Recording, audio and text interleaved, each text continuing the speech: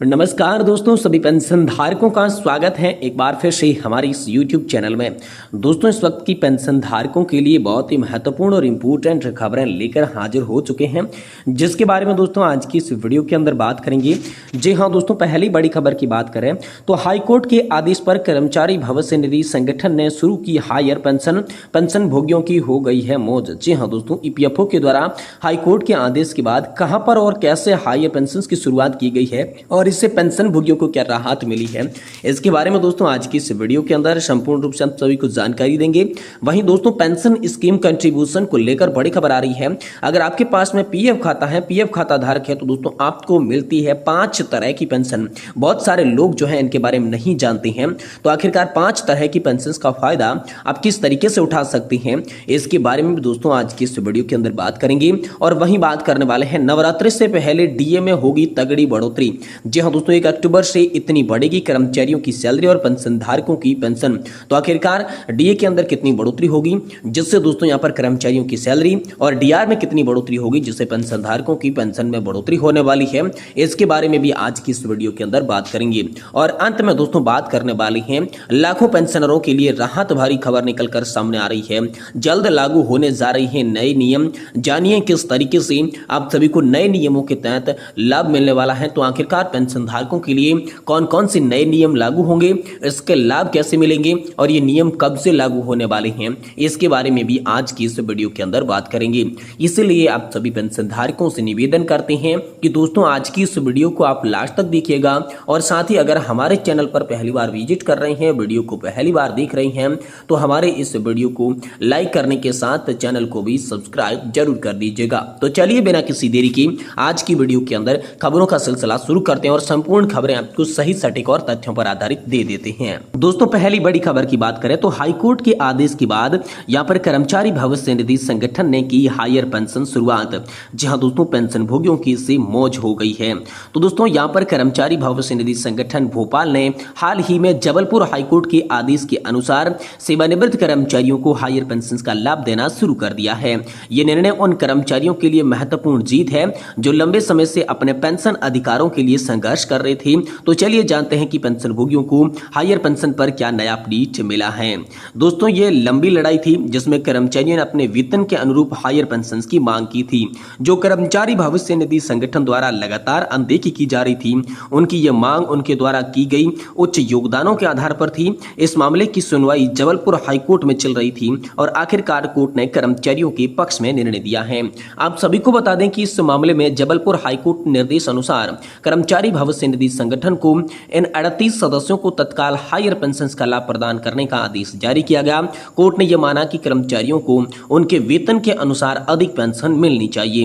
कर्मचारी भविष्य निधि संगठन ने इस निर्णय का स्वागत करते हुए तुरंत प्रभाव से कर्मचारी की पेंशन में वृद्धि देना शुरू कर दिया। हायर पेंशन कर्मचारियों के उनके वेतन के आधार पर उच्च पेंशन प्राप्त करने का विकल्प प्रदान करती है। इस योजना में कर्मचारी अपने कर्मचारी भविष्य निधि खाते में अतिरिक्त योगदान देकर सेवानिवृत्ति के बाद अधिक पेंशन की सुविधा को उठा सकते हैं। इस निर्णय से सेवानिवृत्त कर्मचारियों की आर्थिक स्थिति में सुधार होगा, उन्हें आर्थिक रूप से सुरक्षित भविष्य की ओर आशा मिलेगी।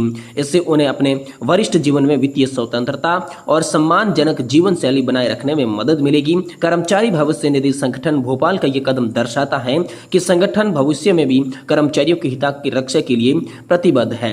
इससे अनेक कर्मचारियों को भी इसी तरह के लाभ मिलने की उम्मीद बढ़ जाती है। कर्मचारी भविष्य निधि संगठन भोपाल द्वारा जबलपुर हाईकोर्ट के आदेश का पालन करते हुए 38 पेंशन धारकों को हायर पेंशन प्रदान करना न केवल निर्णायक कदम है, बल्कि ये सेवानिवृत्त कर्मचारियों के लिए एक बड़ी राहत भी साबित हो रहा है। तो बड़ी खबर हाल फिलहाल में आप सभी के लिए आई है कि जबलपुर हाईकोर्ट ने यहाँ पर 38 सदस्यों के लिए हायर पेंशन को लेकर निर्णय दिया है, जिसके बाद उन्हें हायर पेंशन मिलना शुरू हो गई है। तो इससे दोस्तों हायर पेंशन की मांग कर रही देश के सभी कर्मचारी पेंशन भोगियों की उम्मीद एक बार फिर से बढ़ चुकी है। ये बड़ी खबर हाल फिलहाल में आप सभी के लिए निकलकर सामने आई है। वहीं दोस्तों आप सभी के लिए ईपीएफओ पेंशन स्कीम को लेकर बड़ी खबर निकल कर आ रही है।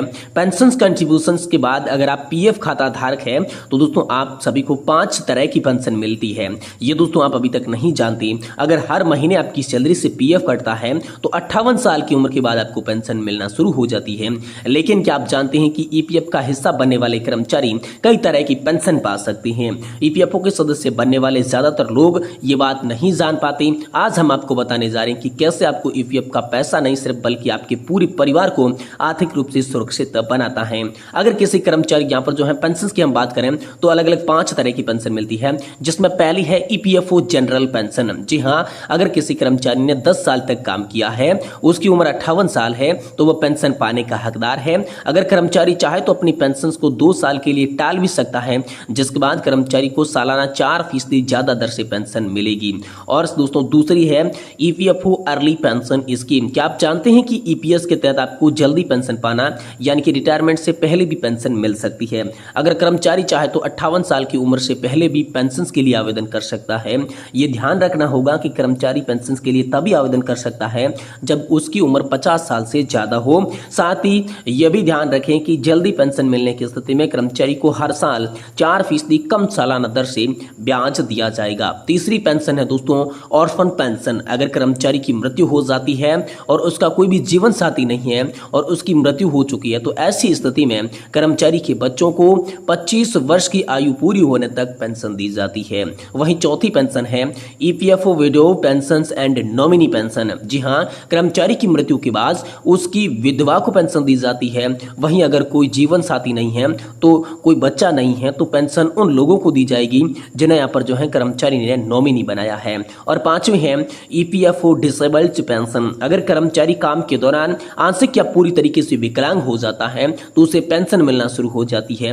ऐसे में न तो 10 साल काम करने का निर्णय और शर्त होती है और न ही 58 साल की आयु पूरी करनी। अगर कर्मचारी 2 साल तक ईपीएस में योगदान करता है तो वे सुविधा का लाभ उठा सकता है। यानी कि 5 तरह की सुविधाओं का लाभ, 5 तरह की पेंशन का लाभ पीएफ खाता धारकों को मिलता है, जो कि बहुत सारे लोग नहीं जानते हैं। वहीं दोस्तों अगली बड़ी खबर की बात करें तो नवरात्रि से पहले डीए में होगी तगड़ी बढ़ोतरी। जी हां दोस्तों, 1 अक्टूबर से बढ़ेगी कर्मचारियों की सैलरी और पेंशन धारकों की पेंशन। जी हां दोस्तों, उसके बारे में बात करें तो इसी महीने केंद्रीय कर्मचारियों के लिए अच्छी खबर है। केंद्र सरकार महंगाई भत्ते में बढ़ोतरी का ऐलान करने वाली है, जिससे लाखों कर्मचारियों की सैलरी बढ़ सकती है। हर साल जुलाई से सितंबर के बीच केंद्र सरकार कर्मचारियों के महंगाई भत्ते में बढ़ोतरी की उम्मीद करते हैं और इस बार भी उन्हें राहत मिलने की संभावना है। 7वें वेतन आयोग के अनुसार यह बढ़ोतरी साल में 2 बार होती है। इस बार बढ़ोतरी से लाखों केंद्रीय कर्मचारी और पेंशन भोगियों को लाभ होगा। 25 सितंबर को होने वाली कैबिनेट बैठक के बाद सरकार की घोषणा का इंतजार खत्म हो सकता है। मीडिया की खबरों के अनुसार महंगाई भत्ते में 3% की बढ़ोतरी की उम्मीद है। ये बढ़ोतरी जनवरी से जून 2024 तक की AICPI-IW इंडेक्स के आंकड़ों के आधार पर निर्भर करती है। जून में इंडेक्स का आंकड़ा 1.5 अंकों की वृद्धि हुई है, जिसके चलते यह तय हुआ है कि जुलाई 2024 से कर्मचारियों को 3% अधिक डीए मिलेगा। इस बढ़ोतरी के बाद महंगाई भत्ता 53% पहुंच जाएगा। 25 सितंबर को होने वाली केंद्रीय कैबिनेट की मीटिंग में इस विषय पर चर्चा होने की संभावना है। डीए में बढ़ोतरी की आधिकारिक घोषणा के बाद कर्मचारियों को अक्टूबर के वेतन के साथ नया डीए देखने को मिलेगा। महंगाई भत्ते में 3% की बढ़ोतरी कर्मचारियों के लिए वेतन में सीधा इजाफा होगा। उदाहरण के लिए जिसका मासिक वेतन 50,000 रुपए है, उनके वेतन में तकरीबन 1500 रुपए की बढ़ोतरी होगी। यह बढ़ोतरी केंद्र सरकार के लाखों कर्मचारियों के लिए राहत का कारण बनेगी, खासकर जबकि बढ़ रही है जो महंगाई। इसमें दोस्तों उनके लिए यहाँ पर जो है ये डीए की बढ़ोतरी बहुत ही अहम रहने वाली है। तो सरकार आप सभी का डीए बढ़ाने वाली है। इसको लेकर दोस्तों बड़ी खबर हाल फिलहाल में आ चुकी है। नवरात्रि तक आप सभी का डीए 3% फिर से बढ़ेगा, जिससे लाखों पेंशन धारकों की पेंशन और लाखों कर्मचारियों की सैलरी में बंपर बढ़ोतरी देखने को मिलेगी। यह आज की प्रमुख बड़ी खबरें निकलकर सामने आ चुकी है।